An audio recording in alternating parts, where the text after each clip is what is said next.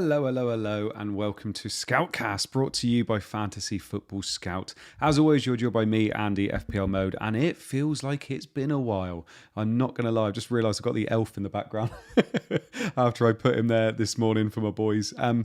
It does feel like it's been a little while. There's been a lot going on. You're probably looking at my rank and thinking, how has he got a green arrow up to 821k when he was 600k the last time we spoke to him? That's because Game Week 14 didn't go quite so well. We also have a green arrow from one of our guests, and it looks like a red arrow under one of the others as well. Nacho, I don't often see one of those under you. How's it going? Oh, hang on. Sorry, I'm going to start streaming. They heard me. Right, we should be back live now. Sorry, honestly, last thing I want is to be coming off the stream all of a sudden. But I think we're back now. Nacho, don't often see those red arrows under your name. What's going on? I know, mate. I had to double take for a minute to see if you're using Hibbo's or yourselves graphic, but no, it's true. A red arrow. And to be honest, I said this before last season, I quite enjoy these red arrows. I enjoy the thrill of, fighting against it a little bit because it's been so plain sailing for so long right now. So, yeah, red arrow. I've got the flu as well, so it's kind of double hit me. It's almost like, I've got the red arrow, I've got a flu, I'm feeling sorry for myself. But I was moaning about, obviously, the deadline's coming thick and fast, but I've actually missed you, boys. So I'm looking forward to going through some details here. I love how you've turned into this like pantomime villain out of nowhere. Like, red arrows. Yeah, I actually enjoy red arrows. It really helps me. It reminds me of the grind, how good I am, and all that. God. It's like interviews, isn't it? Where they're like, what's your biggest challenge or whatever, and you just flip it to be like, I'm too ambitious. I'm too. I'm only as good as I am because of all the games I've lost. Yeah. Hibbo, no one feels like that about you, though, my man. There are some people that are so happy in the chat that they finally get to see a green arrow under your name. How's it going? It's good to be back. We obviously had 2 game weeks rolled on the one, and one was very much easy to forget because like me and Andy took on Holland and we got royally Rogered, I think, that week.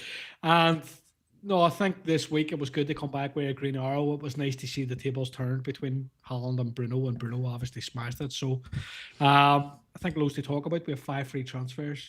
AFCON's coming up, and Mo Salah's just decided to absolutely blow up his contract at Liverpool, so loads to talk about. It's mad, isn't it? They always say a week's a long time in politics, but my goodness, in FPL it is as well. Because, like you just said, we've gone... Me and Hibbo went against Haaland in Game Week 14. He smashed it in a 5-4 win against Fulham. And Nacho did captain Haaland. We captain Bruno. The week after, we captain Haaland. Haaland blanks. Bruno gets 18 points. Bruno, who, by the way, is the worst asset in the game, overpriced, and is now the top scoring midfielder. But an awful lot happens. And as you've just said as well, Salah might have played his last game in the Premier League, which seems absolutely crazy as well. We also all have 5 free transfers now. I'd be shocked. Let us know in the chat if you still have your 5 free transfers, because a lot of people have used at least one of their 5 free transfers, probably on that young lad Phil, who just seems to be going up and up in price as the days go on. So let's have a think about what we're going to be talking about tonight, because there's a lot to catch up on. We're going to be talking about our points from this week and talking to you a little bit about what happened the week before as well. You can obviously see our ranks on the screen, but we're going to be talking about how we got on this week. We've got the XGI table, which I think is really interesting because we've obviously had 2 weeks where we haven't had a chance to look at it. We've got the CBIT table as well. We've got a free hit draft from Nacho that he put together for us because there are some people playing their free hit chip this week. We've got the match predictions. We've got goal predictions. We've got fixtures, which are... I've tried it a little bit differently this week. So I've ranked them by attack and I've ranked them by defence. So you can see 2 fixture tables this week. We've got the com teams. We've got our bus teams. We've got a Q&A as well at the end. So we've got an awful lot to do. We've got Global Sports that are in the chat saying g'day from Melbourne. G'day, mate. We've got Full of Ham saying he's got 5 free transfers, and quite a few people saying they've used a few. Luke the Lucky and Anmol saying they've used some already. Let's have a look at some points and see how we got on this week. Now, I was a little bit on tilt before Monday night after the week I had in 14 and then in 15 as well. I had 54 points in the end, but 18 of those were scored by Bruno Fernandes on the Monday. Very, very happy, obviously, to have him playing on the last week there, on the last day there. So I had Raya with 2, Virgil van Dijk, who, do you know what? It got to about 60 minutes and I thought, this isn't that bad. And then he just, Kanate conceded the penalty and they decided to concede 3 goals. So he only got 2 points in the end. O'Reilly was 6. I think he was the only City defender not to get a return. Senesi with 8. He got his DEFCON. Xhaka with 2, who came on as an auto sub for Munoz. That's right. I didn't have Dewsbury Hall. I didn't have Senesi come on. I had Xhaka come on for Munoz. I had Semenyo with 3. Semenyo could have had so many points in the last 2 weeks if it weren't for a certain Evan Nilsson playing up top. Bruno Fernandes with 18 points. I don't care what anybody says, that haul has been coming. That haul has been coming for a while. So 18 points felt massive from him. Minter with 3, who went off before the clean sheet went, so 3 points from him. Saka with 4 points, got an assist but got booked.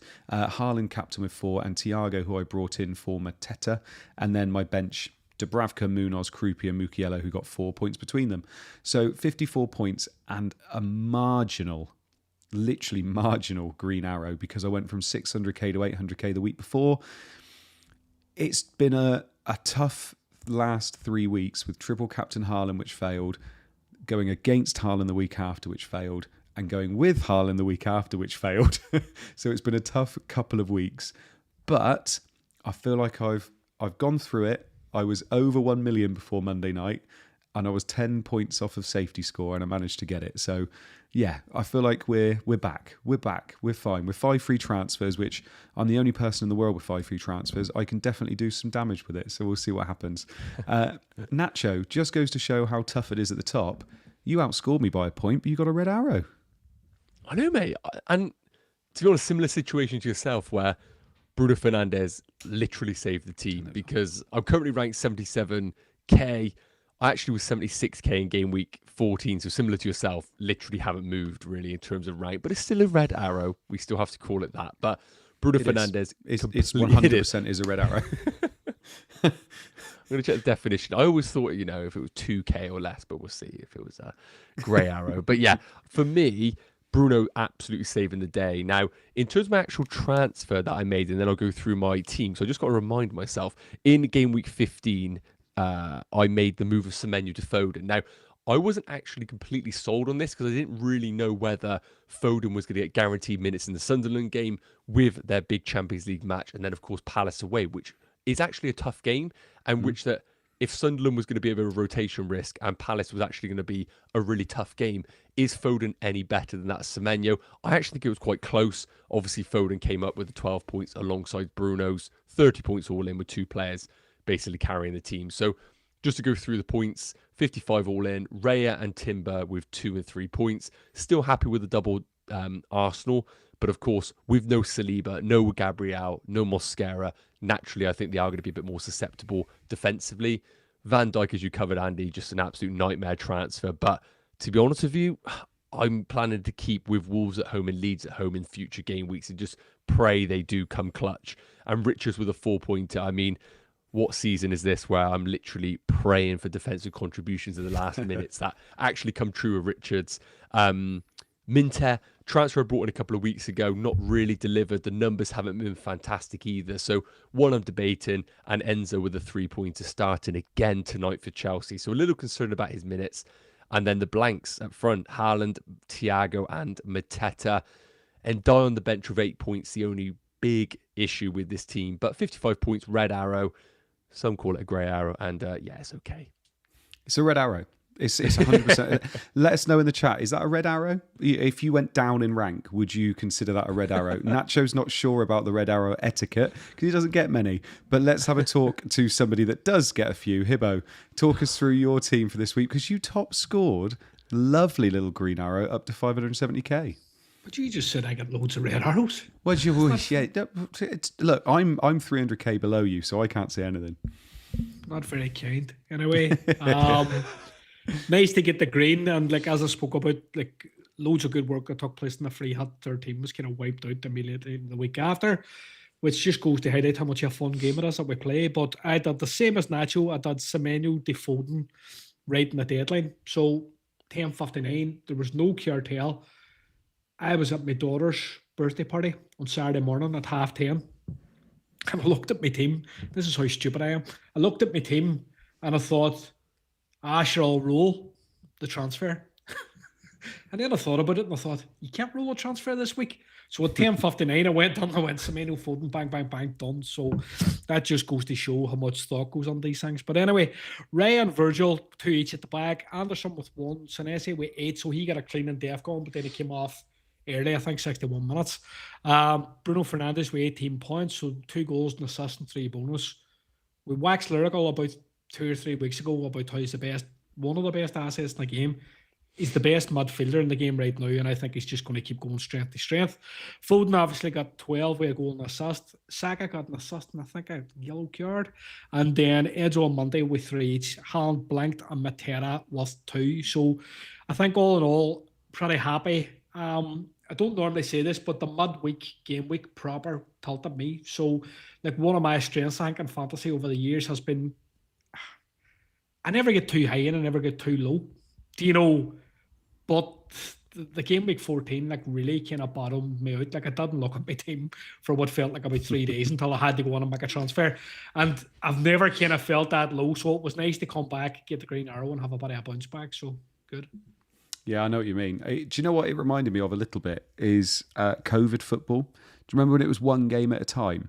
And it was just like death by 1,000 cuts, and it felt a little bit like that. But obviously, when it's going well, people have been very happy, and obviously, you know, that's what we want. And we're going to be looking at the XGI table next because it has changed significantly, I would say. So this is the XGI table for the last 6 game weeks. Haaland is top with 5.62. Thiago in second with 4.45. Bruno Fernandes is now in third, 4.39, with a healthy amount of XA and XG. We got Saka in fourth, Foden in fifth with 3.79, which is significantly higher than he's been for the rest of the season. João Pedro in sixth, Enzo Fernandez in seventh, Watkins in eighth. These are all above 3 XGI, and Mbumo with 9. Mbumo in ninth, and then all below 3 is Neto, Nmecha, Gomez for Brighton and Hove Albion, which is interesting. Harvey Barnes, DCL, Calvert-Lewin is now 14th on this table, and Evan Nilsson in 15th.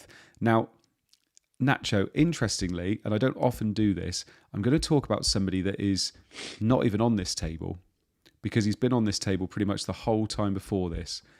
And I called this a couple weeks ago, saying I wondered when this would happen.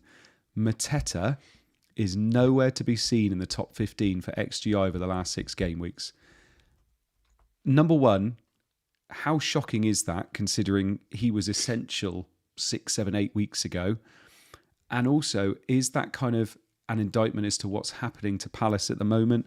They've had some good underlying stats, but they're not actually scoring that many goals. Their defence seems to be where the value is. And I mean, I said a couple of weeks ago, Mateta to Thiago, is that a good move? He's still up there. He's in second. Mateta nowhere to be seen. I know, it's a bit weird actually seeing this table because like you said, every single pod prior to this, it has been Haaland and Mateta pretty much dominating the show. But I think we always caveated it by the numbers that he put up in game week 8. Now, he like broke some records, didn't he, in terms of his XGI in that game. I think it was like 3.5 or more in that one particular game in game week 8. So whenever we were looking at this rolling average over the last 6 game weeks, whenever it was including that game week 8, we always had to remember that that was an absolute anomaly. Like, if somebody puts up 1.5 expected goal involvement in a particular game, that is like seriously high. So to put up 3.5 in one game just completely skews everything. So while it is a surprise not seeing him on this graph, actually when we cast our minds back to when we were kind of saying, you know, we've got to take into account game week 8, then it shouldn't be a surprise that he is completely dropped off, because when we look at the last few games for him, for those that don't know, it's been 65 minutes for the last 2 games coming off early, 0.17, 0.27 expected goal involvements. He had 90 minutes against Man United in 13 and put up over 1 XGI, which who doesn't against United? But outside of that, and a penalty, of course. But the numbers outside of that have been pretty poor. And when I look at the Palace fixtures coming up for them, they haven't completely secured themselves in their European football. I know they got Shelbourne away on Thursday, which hopefully they can rest Mateta in. But after that, still, they've got actually European football once again between the Man City and Leeds game, so between game week 16 and game week 17. And also they've got an EFL Cup quarter-final against Arsenal, which they're absolutely going to play their best 11 in, something that Glasner obviously wants to compete on. So I think based on what we're seeing right now at Palace, the injuries, the amount of games that they do have, I just think we're going to continue to see the minutes always getting chopped around 65 minutes for Mateta. And I think if it's happening now, there's no way he's going to continue to play 90 randomly in the future. Yeah, what do you think, Hibbo? Buy, keep or sell on Mateta? It feels like a bit of a sell. I think you're right. Like we were waiting on this moment, because he had that single game week XG against, I think it was Bournemouth. That was like 3.5 or something, and it was like a complete anomaly in itself because he underperformed XG in that game. But I think we had talked about this last week or the last time we potted that the fixtures for Brentford are actually getting really good. There's still some juice in the Palace fixtures, but you're looking at Palace and thinking they're looking a bit tired. They're looking a wee bit jaded. We've talked all season about them having a small squad. Sarr's going to be injured. Like he might miss AFCON. There was some rumours that he might come back sooner than expected, but like I'm not really holding up much hope for that. And you're thinking he is going to go to AFCON anyway. So I think all those things are kind of pointing towards make the move to Matera. Now the obvious counterbalance here is, or make the move to Thiago. The obvious counterbalance is his numbers here are quite boosted by penalties. He's had a ridiculous amount of penalties. And I think Dango's been winning a fair share of them. He's going to AFCON as far as I believe. So that might be a wee bit of a change at Brentford. But I think given the finances, for me, I can make the change. I can put some money in the bank. I can improve a defensive position. It feels like a solid move, especially for everybody. Everybody that's just been refreshed with 5 FTs. I think if you've got Haaland or Matera, he's an easy sell.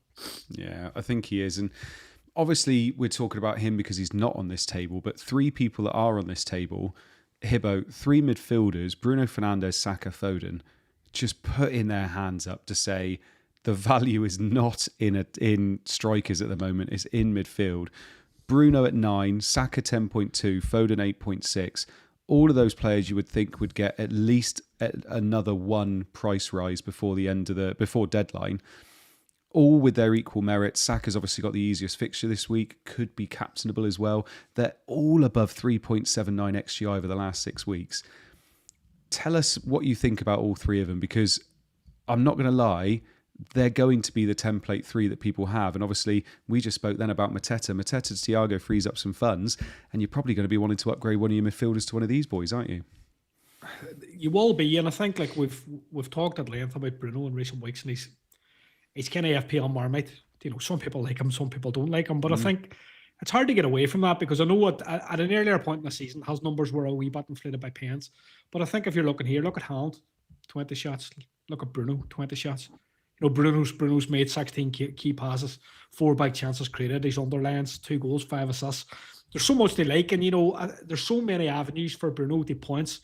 And I think with Bruno, you still get this really lazy football take. I saw it in chats at the weekend. It's like, oh, Bruno's going to be playing defensive mid. He's not. He's an 8. Like in football terms, he's an 8. Like he's not a defensive midfielder, but he's so good. He's got set pieces. He's got so many avenues to points. It doesn't really matter so much where he plays. He doesn't need to be playing on the 10. And I think we're starting to maybe see a wee bit of resurgence for like midfielders, as you say, in general, because Saka's on there. This week, Saka has the best fixture.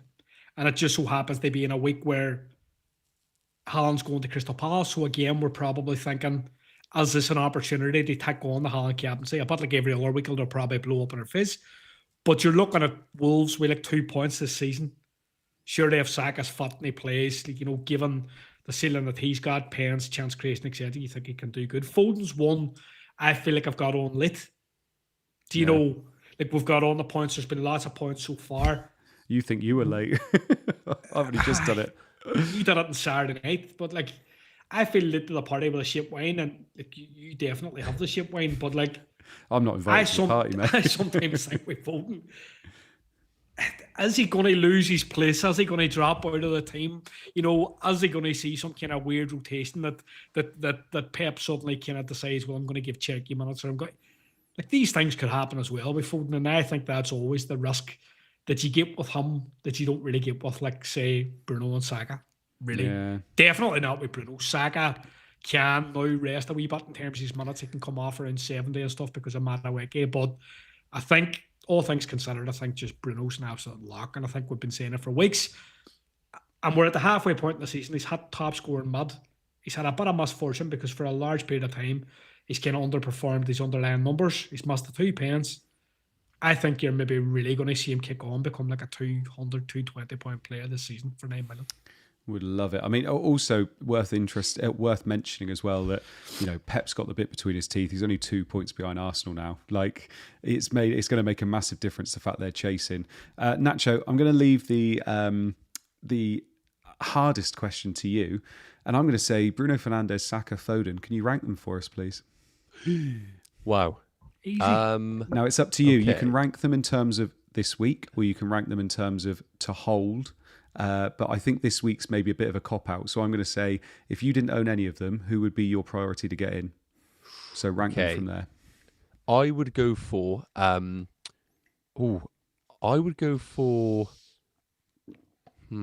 definitely would have Foden third. I would definitely have Foden third. Just because of Champions League football for Man City, and also I look at their fixtures coming up, I think they're a little bit mixed. Forest away can be tricky, Sunderland away, Chelsea... So I probably would have Foden third, also not a penalty taker.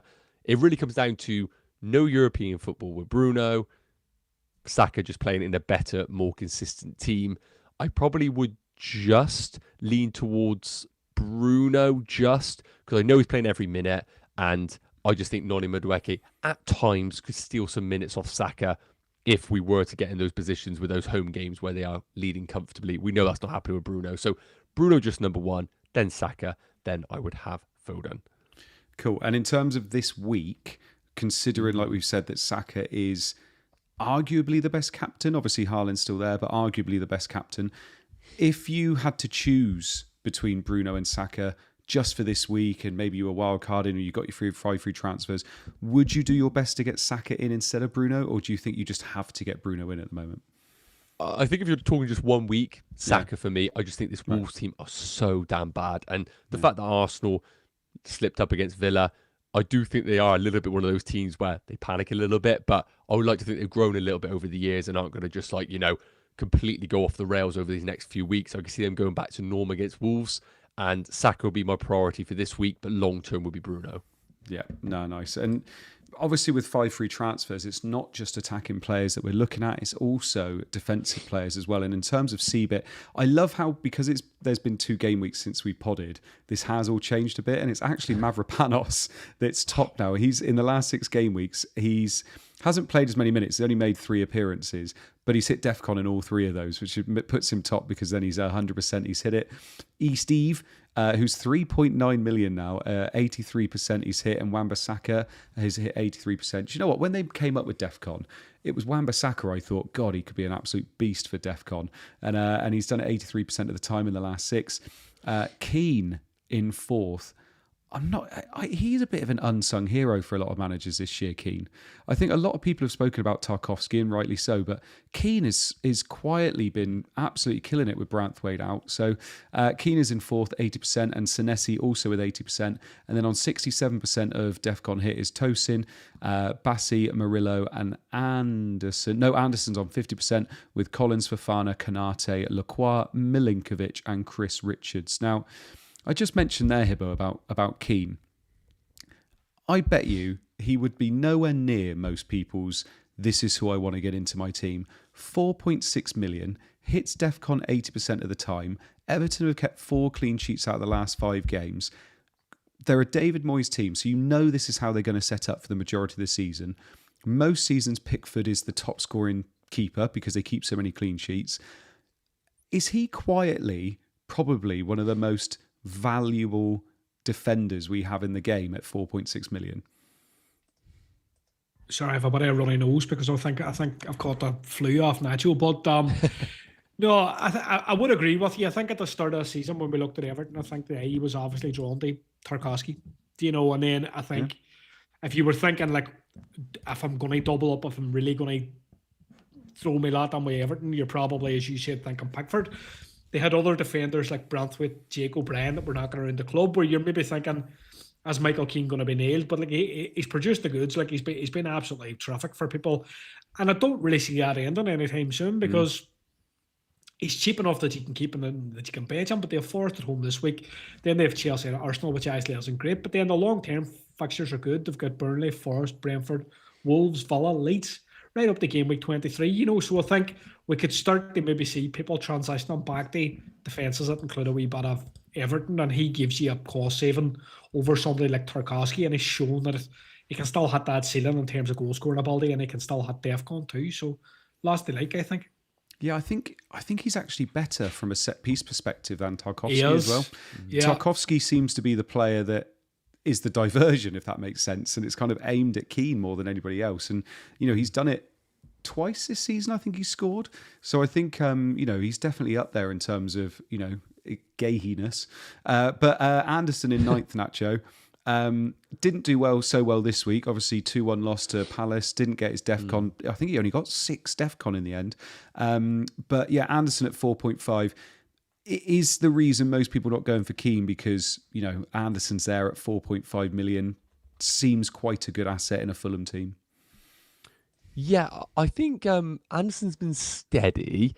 I wouldn't say he's been incredible. I think when we all looked at him at the start of the season, we were like, looking at the numbers last year, this guy's going to be an unbelievable pick. But unfortunately, Fulham just haven't been fantastic. They've been very, very up and down.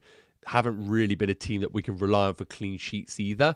And as you mentioned, Anderson's defensive contributions, he's currently averaging right now 10.92 over the course of the season per 90 minutes. So still a really good pick. Of course, what we're looking at right now is last 6 game weeks. But I wouldn't be surprised if we were to see maybe a slight shift. I think Anderson is a decent pick for the next couple of weeks. Burnley away, then Forest at home. But if West Ham do continue to have a bit more of an upward trajectory, when Anderson then plays West Ham away, Palace away, Liverpool, and then Chelsea, Keane over the same period has Burnley, Forest, Brentford, and Wolves. So I think there is a chance in game week 18, if we're all stuck there with 5 free transfers, actually just doing Anderson to Keane, a player that is getting very similar defensive contributions, and I would argue a better defence, might be the route to go as long as Branthwaite isn't coming back from injury. That's the big caveat. Yeah, because the other team that, Hibbo, we've spoken about so many times, and I'm starting to wonder whether people are just getting them based on what they've seen rather than what's going to maybe happen. Palace are in the bottom half in terms of fixtures that are coming up. As you've just said, they are looking tired. Gahey's numbers are obviously inflated a bit because he's had 2 goals and 4 assists this season, which is absolutely crazy. Lacroix's obviously a beast for DEFCON. If you had, say, a Munoz or you already had a Richards, how high up in the table do you think you would put a Crystal Palace defender? Would you buy a Crystal Palace defender over a Keane, over an Anderson right now? Would you get a Gahey? Because it does seem unsustainable what he's doing from an attacking sense. Because obviously, like I said, this week everybody else blanked, but he got 9 points. How high up would those Crystal Palace defenders be in your thoughts, do you think? It's like a trick question because I don't actually own a Palace defender. There's one. Yeah. So, but they've been a team that have struggled to get to because, like, obviously issues kind of crop up week by week, which we have to address within our teams, and it's always been that spot, like how and when do I add the Palace defender? And I've started thinking about Munoz recently, and obviously he missed out with a knee injury at the weekend. But I started thinking about Munoz and thinking, is he going to be a player that I look back on at the end of 38 weeks and think, he's the one that got away? Like he's the one I should have just bit the bullet some week and just transferred him on. While it meant taking a hit just to stop the rat, I should have just transferred him on. And I do think, like, if we look at Palace's fixtures, they still have Fulham, Leeds, Spurs, Fulham, and the next, what's that? 5. Man City at home's a tough fixture, but it wouldn't surprise you if they got some kind of clean sheet potential on those. It wouldn't surprise you if like a Munoz got maybe some attacking returns. I do agree that Gahey has attacking returns would seem unsustainable. whereas Munoz, not so much so. I would have them high. I think I would have Palace defenders higher than like a defenders from Everton, if I'm being completely honest with you. But that's just my thinking at this point in time. Like I do kind of think if we're thinking about them as a team, defensively, I do think Palace are very much up there. So are Everton too, but I do think Palace are very much up there as a team that could potentially challenge to get on that top 4. I mean, if you look at, so I've got the fixtures up, and this week I've done it so we've got fixtures based on attack. So these are ranked by difficulty of the attack coming up next. Brentford at top of that, and then on the right-hand side I've got defence. And if you look on the defensive side, Crystal Palace are I think they're about 12th there in terms of the difficulty of their opposition coming up. Man City at home, Leeds away, Spurs at home, Fulham at home's not too bad, Newcastle away, Villa at home. They're expected to have a tough time, but they are a very good defence. Their underlying numbers have been pretty good all season in terms of defence. And if you look from an attacking side, they're about the same, actually. They're either 11th or 12th. Now, I do wonder whether that would put me off just a little bit. The worrying thing is, Nacho, you're a Munoz owner as well, aren't you? No, you're not a Munoz owner. I got Richards. Richards, that's it. Because obviously Munoz has got a flag. So Munoz, we have no massive real idea as to why he missed out last week, although there was chat that he was the player that assaulted somebody on the street or something. But obviously it was some 29-year-old, wasn't it? And people were putting 1 and 1 together and making 3. But they reckon it's even Tony. Yeah, they do. Yeah. Yeah, for legal reasons, we probably shouldn't carry on. But how old are you, Nacho? How old are you, Nacho? 29. For not to comment. Lawyer said not to comment. And I'm looking at that and it does worry me a little bit about Palace. Whereas you look at it from a defensive point of view, Everton are in 4th, Nacho. It's not bad in terms of when you're looking at Keane, but this is only over the next 6 game weeks. But it's interesting, Hibbo said there that he trusts Palace maybe a little bit more than Everton. So, yeah, do you think people are right in using some of their transfers to mix their defence up a little bit at the moment? I don't mind it. I do think the general kind of rule of thumb is, even though we are getting 5 free transfers, well, we got 5 free transfers, and we probably all want to try and spend them in some capacity, try and not make transfers for the sake of making transfers. And defenders this season, with the introduction of defensive contributions, has become even more a bit of a redundant transfer, because once you are sat there with like your Chris Richards, it's just such a steady Eddie pick, and the pool of defenders that we're now selecting from are so much smaller. We're picking so many centre-backs as opposed to what we would call exciting full-backs over the years. So I think Munoz is one of those still, even though I am thinking Palace are going to be fatigued, even though he has picked up an injury, I was about to comment that he is the sort of guy that when he is available, he plays 90 minutes all the time. So I still think Munoz is fantastic as a pick. I still think even if Palace don't keep clean sheets, he's the guy who obviously has the attacking potential. But really, I wouldn't be forcing defensive transfers in for game week 16 because I don't really think there are amazing entry points right now this week. No, there's not. Apart from, you have to say, and I've just brought up the match predictions from 11FI, an Arsenal win is at 79% this week against Wolves. I don't think I've seen one higher than that this season. 79%, 59% chance of a clean sheet, and 2.39 projected goals. Is absolutely massive. Like I said, I don't think I've seen one as high as that before. And the one that is in second place is Liverpool, who are 60%, so 19% less, 30% chance for clean sheet, 2.22 projected goals. They are comfortably the top 2. Chelsea are in third with 58% there. Hibbo, we're talking about Arsenal. I feel like we've talked about Arsenal a lot this season, but obviously with the injuries that have happened to say Gabriel, Saliba's been out as well. There are a lot of people out there with only 2 Arsenal. Some people only had 1 Arsenal going into this. Rice is ill, I think, but we'll find out tomorrow whether he's part of the squad for Champions League.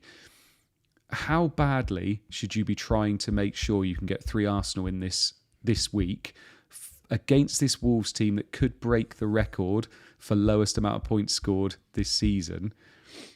God. I don't considering we've all got 5 free transfers as well. I don't think it's hugely critical. No. Do you know what? Really? I don't think it is. Like, I think what's the best composition, and it's something we talked about earlier in the season, what's the best composition of Arsenal trio that you can put together? And like, at one point in time we were saying, oh, you could do like Raya and Gabriel and Saka, you could do Timber and Gabriel. You know, we've went on this kind of weird period where it's now the kind of Christmas time where like Timber dropped out for a game for White. Now, you don't think that'll continue. We talked about that with Timber in the past, where like that's the risk that you're buying with Timber. He's first choice, sure, but he can ride the bench at some point because Ben White's obviously good understudy. But I think the points that you've made about Arsenal in general are good because they have must key players at key times. You know, they've bought Gyökeres. He's been injured for a period. They lost Havertz at the start of the season. They've lost Gabriel at different times this season. They could be without players this weekend. They're still comfortably the best team in the league, and I think that's reflected in these numbers. But I think for me, as long as you have a piece of the clean sheet, if you can double defence this week, great. You know, if you can do Ryan Timber, but I think the big one, and we'll look at it when we get on the player-specific numbers, I think the big one this week's Saka captaincy. And I think, again, people are going to say, oh, you're backing against Haaland. And it'll all be outcome bias. Haaland will score 3 goals, and people will come out and go, yeah, stupid. Why did you back against Haaland? You know, it was so obvious he was going to come out and score 3 goals. When it goes a different direction, nobody gives us boys any credit. But I do think this week, you have to look at Wolves. You have to look at the fact that A, Arsenal at home, B, Wolves have 2 points. Yeah. You could talk about Arsenal have Champions League, you know, they're going to rest maybe in this period. But for me, I think you just have to be back and Saka with the armband because I do think he's clear. Yeah, I mean, you look at it, you've mentioned it there about the projections on goals. Gyökeres is top, but obviously we don't even know whether he's going to start that game. Saka is in second, 0.77 expected goal involvement. He is only just above Haaland.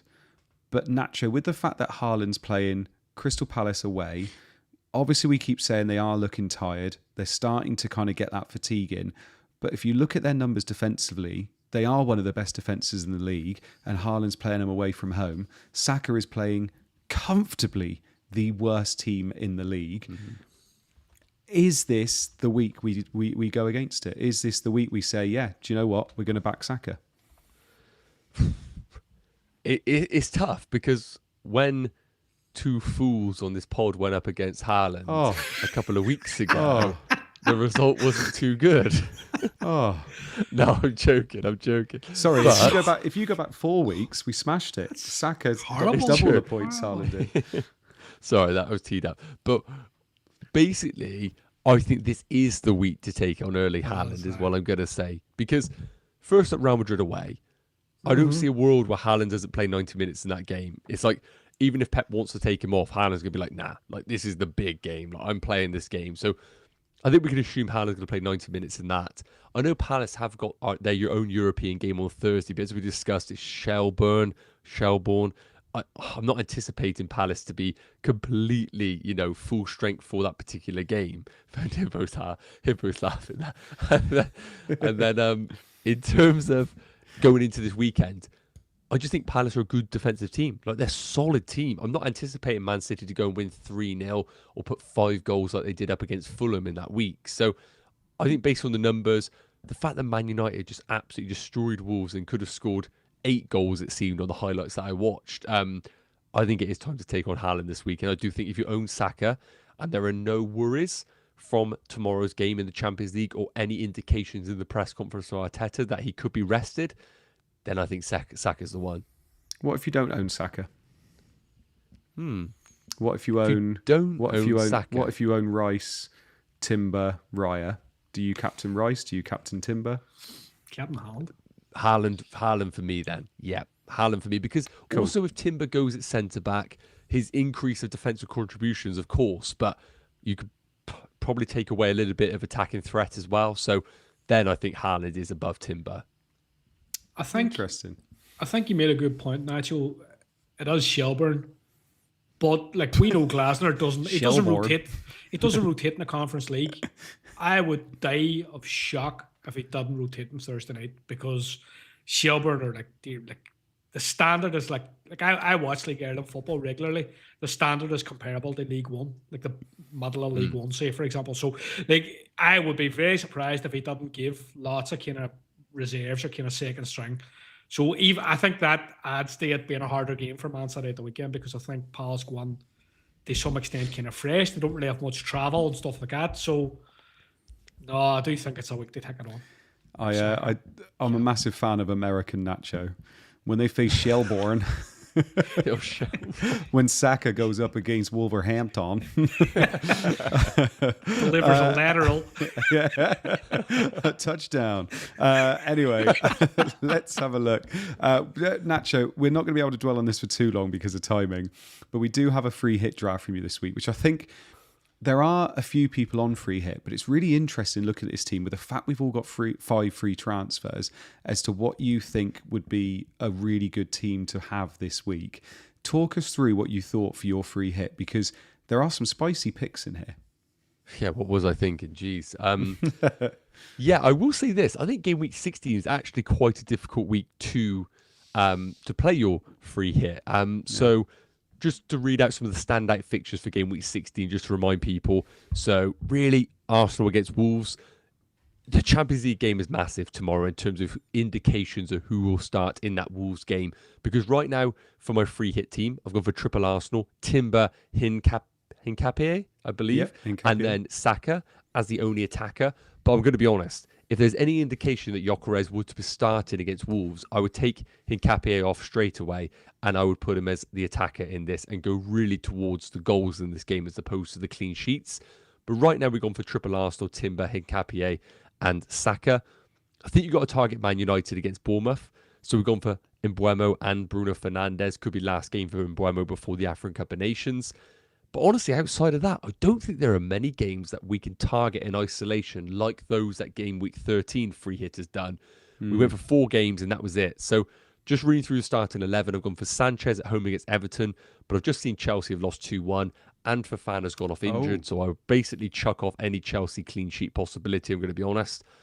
Then we've gone for Timber, Hincapié and Anderson away against Burnley, just for those defensive contributions and clean sheet odds. A midfield 4 against the grain here of Bruno, Mbeumo, Saka, and gone for Utara at Brentford just because of the home game against Leeds. And then a front 3 of Thiago, Haaland. And I've gone for Ekitike, but it looks like he's playing 90 minutes now. Isak's gone off after 65. So I do think if you were building a free hit right now and you had an indication that Gyökeres was going to start, I think that's a really easy swap of Ekitike to Gyökeres.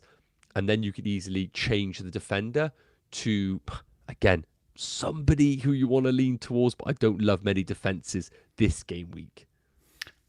Looking at this team, it feels like you should be going against Haaland. It feels like you shouldn't have Haaland in this free hit team. And I don't know whether that's just me, but he just stands out. I don't know whether it's aesthetics that he's the only one in blue. Yeah, but 100%. It feels like you should be going against him, and I don't know why. I wanted to take him on, but when I was actually looking at the available options with the premiums, now that Mo Salah's not an option or Cole Palmer, you're kind of just like, well, I might as well just have Haaland almost. Yeah, fair. Let's have a look at some com teams then, because there's been differing success amongst the com teams. Talk us through how both of them have been doing. Don't talk about the league, though. Okay, so we'll skip over the league, but what I will say is neither com team are last or fourth. We'll just leave it at that. Excellent. We'll just leave it at that. So we have got the new com team at second now, which is quite intriguing. So for those watching, they're the team on the right-hand side here. And I'll just run through their team quickly. They scored 57 points. Ended up having a Tarkowski 9-pointer, which is a massive differential this week.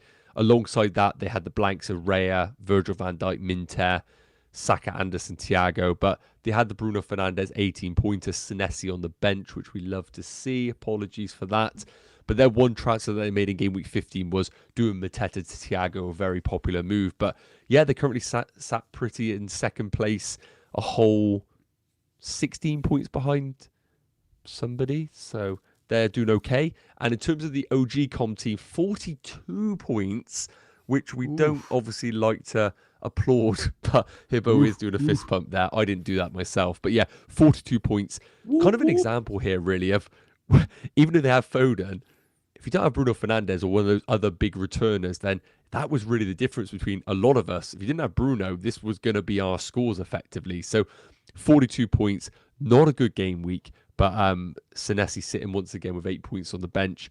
And this is probably the worst score of the week. It is, 42 points. So good. I'm still flying in the league, which is the best thing, and hopefully we'll continue the streak. How many points between first and the poor soul that's in last? Oh God, hang on. Let me get a calculator. Oh God, let me just work this out. He says, God, 39, 40, 60 points. 60. What? 60 points. So And, it's 60. and a triple captainship. It's the triple captain. Oh Christ! Right, it's all right. You'll be using that on Saka for his blank this week. Right, let's have a look at some bus teams then. So this is my bus team going into this week. Yes, I have used 2 free transfers. I told you I was on tilt this weekend. I used my 2 free transfers Saturday night. I brought in Foden for Semenyo and I brought in Timber for Van Dijk. I'm not going to lie, I did it for price changes a little bit because I was almost certain I wouldn't be able to afford Foden. Why? I could do Semenyo to Foden for free, but I wouldn't have been able to after another day or two. Timber I wanted because I wanted double Arsenal defence, because against Wolves I think it's all right. I still think they're the best defence in the league in terms of setup as well. Saliba will likely be back this weekend, which I think will make a big difference. Obviously Mosquera's out, which is a shame, but Hincapié will play that left side, so I think they'll be okay, obviously, this weekend, but moving forward. Munoz and Senesi are still yellow flagged. I'm tempted to still make another move. I'm tempted to use 3 free transfers and then have 3 free transfers going into game week 17. It will be most likely to move a defender out and get another defender in. I could get an Anderson in, I could get a Keane in, someone like that. I don't think I can move Mukiele up to one of those, but Senesi's kind of sat there and I'm looking at, but he's got Burnley at home next week, so I don't like that too much as a move. So it could be that I move Mukiele out and I can get Anderson in for him for free. So I could do that without having to do anything else. So Mukiele's 4.2, I can sell him for 0.3 in the bank. I can move up to Anderson if I wanted to, and then just be like everybody else. But I feel pretty okay about the team in general. Minter's got Liverpool away, but we've seen what Liverpool are like this season. That could easily be a couple of goals. Not for Minter, but for Brighton. So, yeah, that's my team. I don't feel like there's anything much to be said about it, apart from the fact Saka will be my captain. Nacho, looking at yours, you got 3 free transfers as well. Yes, I literally got rid of Mateta instantly after the Sunday game. So, I went Mateta to Mark Gui and I upgraded Ndai to Saka. I was going to get rid of Enzo, but I knew Ndai was going there for a Cup of Nations, so ended up bringing Saka. And again, team is quite template, but I think the team is pretty good for this week now. So just reading through, we've got double Arsenal with Raya and Timber. We've got Van Dijk against Brighton at home. Not expecting a clean sheet at all, but I still think keeping him is the right move. Anderson away against Burnley. Then we've got Foden, Enzo, Minter, Saka and Bruno Fernandes as a midfield 5, looking really strong. And again, weirdly feel more confident about Minter this week than I have over the last 2 weeks, just with Liverpool going to be allowing spaces for him. And then Haaland and Thiago up top, Richards first sub, the standout, and captaincy on Saka. Can't see me taking it off either. Yeah, looking good, mate. And obviously, do you know what? I'm going to look at Hibbo's team and then we're just going to have a little chat about the 5 free transfers because I've realised we haven't done that yet. Hibbo, you do have 5 free transfers still. Damn. Yeah, I haven't made any moves yet. So Baller. 5 frees. I finally made it, and it took the game to give me 5 frees for me to actually get the 5 frees. So that's good. Nothing in the bank. So just to run through the team from back to front. So Raya in goal, Virgil has Brighton, Anderson has Burnley. I've left Alderete and as a wee bit of placeholder just for the crack. And then in midfield, Saka, Bruno and Enzo all have decent home fixtures. Monte and Foden, a wee bit test there because they've got Liverpool and Palace away. And then up top, Haaland and Matera. I have 5. I'm very likely to use 2. So some of these boys. Thiago will come on for Matera. It feels like an absolute no-brainer. And then my next decision is, do I try and transition back down the double Arsenal defence, very similar to Nacho, or do I go for somebody a wee bit cheaper like Nathan Collins? Like I'm looking at the Brentford fixtures. I'm thinking over the next kind of 6 to 10, they feel okay. And he's got potential for DEFCON. And he could maybe mean that like if I lift up, say, Alderete or one of the 4 millions like Rodon, he's a bit of an alternative that could actually be okay. So I think that's it for me. Definitely Thiago and then a defensive change. And Saka's absolutely locked as captain. Yeah, nice. Love it. I'm going to say this about a lot of teams moving forward. Looks really good. That's because we've got so many free transfers to use. Chuck us in your questions, guys. We'll try and answer as many as possible. Sorry, guys and girls, because there might be some girls in the stream. There it is. We've got about couple of minutes to answer as many as possible, but the first question is going to be from me, and it's going to be from both of you. So I'll go to Nacho first, then Hibbo. We've just been given 5 free transfers, Nacho. How many should you be using? Is it silly to use 3 or 4 the first week you get them? No, definitely not. I think some people have been almost crawling to this game week with with injuries or players that they haven't really loved yet. And do his hand up there. So no, absolutely not. I think naturally you're going to see a lot of people who have probably been preparing for the 5 free transfers to only use 1 or 2. So then when you use the old comparison, you probably think, well, I should only be using a couple as opposed to all 5. But end of the day, if you got 5 free transfers and you need to do a mini wildcard on your team, then that is absolutely fine to do so, as long as the moves aren't necessarily going to be mega short term. If they can be a bit more longer term moves for players, importantly, that are fantastic for minutes, guaranteed game time, that's the route that I would go down. But I'd also say, if your team looks really good on the opposite side of the spectrum and you only have one transfer that you want to make and you want to make it a short term punt for maybe 2 weeks, then do it. Like, if you see an opportunity, take it. If you know you're going to be rolling all the other ones. Yeah, because that's what I was going to ask you next, Hibbo, is with those 5 free transfers, if you're happy with your team, if you're happy with your rank, obviously you've got to use 1, but having 4 free transfers going into 5 free transfers next week, maybe you're playing your free hit, you're going to have 5 free transfers the week after as well. How strong a position are you if other people are just trying to get to your team with the transfers they've got? Very strong. I think I saw some people talking about burning transfers. Don't burn a transfer. Do you know, because like, and we talked about this before you came in here. If somebody burns a transfer on socials, I'm going to definitely mute them, maybe unfollow them, potentially block them. I'm being serious, because there'll always be 1 week punts. Do you know what I mean? Like, if you're going to use a transfer, go down to 4, go back up to 5 week by week, there's always going to be that potential to look at your team this week and look at, say, Manta away to Liverpool and think, well, can I attack the game week? Do you know, can I play very game week specific, plug somebody in, change that the next week? The only danger is you're maybe committing yourself to future transfers, but it could be a very aggressive way to play week by week, almost like daily fantasy. But no, I totally agree with your point. I'm in a similar position where I'm going to use 2. You know, you obviously go down to 3, but you come back next week and you're going to sit with 4. Yeah. But I'm not against people refreshing their team if they feel that they need to do it. I think this is why the transfers were given. People have AFCON players, so it makes sense to use the AFCON transfers to take them out. And I think it makes less sense if you feel that your team's a wee bit jaded and kind of starting to look a bit run down.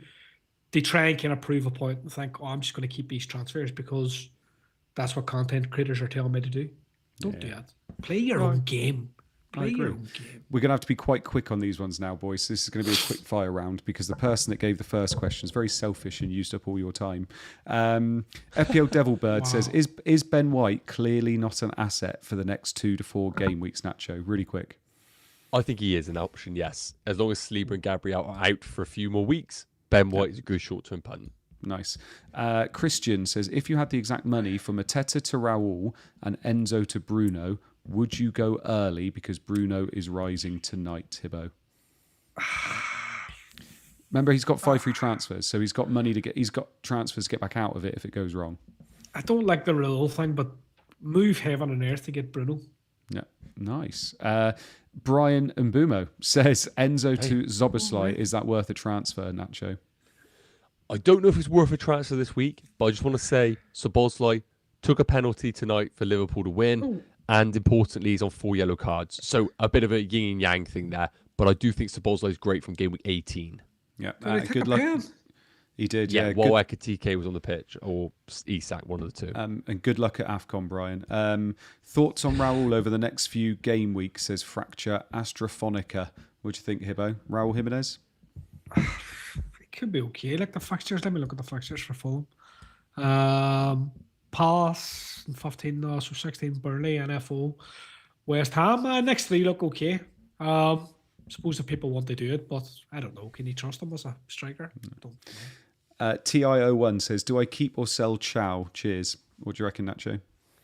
I would say it is probably a sell based on the fixtures: Sunderland, Chelsea, Man United. I'd probably say keep if you got no keep if you want, but if you're desperate to transfer, I think it's fine to sell him. Yeah. Bale Siru says, no question, just a big thanks to you three legends for some great crack and insight as always, much appreciated. No worries. You're what a lovely person. I've always liked Bale Siru 2826. Blob H9J, I have to be very careful how I say that. Is Cunha to Bruno worth a transfer, or is it a sideways move, Hibbo? It's definitely improvement, but there's elements of sidewaysness there as well, because like I do actually think for this period, like United's fixtures are okay, and I think Cunha could be okay. Like I think if you could put both of them in there, I think this AFCON period when Mbeumo's away could be when they own Cunha. I think we could start to see a wee bit more selfish and a wee bit more reverting to what you saw at Wolves.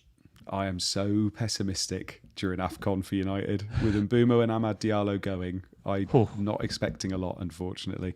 But we will see. I could be very wrong. Right, thank you so much for all the people in the chat. We almost got up to 500 people watching quite late on there, which is thank you so much. Thank you for all the people that watch after it, and also for all those people that listen on the pod as well. We appreciate all of you, so thank you very much. Hopefully, Nacho will pull his finger out and we'll have 3 green arrows for you next week. Hibbo, thank you so much for joining us this evening. Hope you enjoyed yourself. I had a ball, and I will come back next week. I think we're podding on Tuesday next week. Is it Tuesday? Should be, yeah. Tuesday, and then we're going to pod on the 23rd. Yes.